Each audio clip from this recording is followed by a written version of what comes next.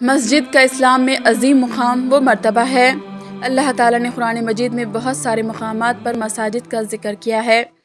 مساجد کی جہاں اتنی فضیلت ہے، اس کو آباد کرنے اور تعمیر کرنے والوں کے لیے بھی اللہ تعالیٰ نے بے شمار اجر و ثواب کی بشارت سنائی ہے۔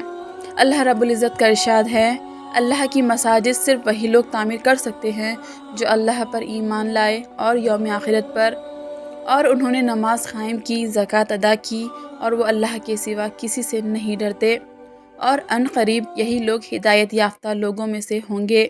مسجد کی تعمیر کا محرک صرف اللہ ہی کی عبادت اور خوشنودی ہے، اور مسجد کی تعمیر میں کسی بھی طرح خرچ کرنا صدقہ جاریہ ہے۔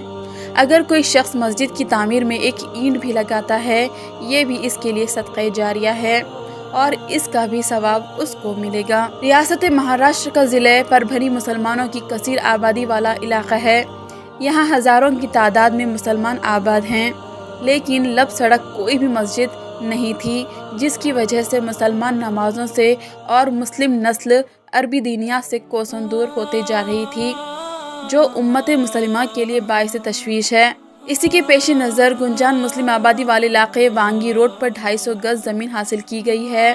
مسجد کی زمین کی قیمت 50 لاکھ روپے طے پائی ہے، جس میں سے 13 لاکھ روپے ادا کر دیے گئے ہیں۔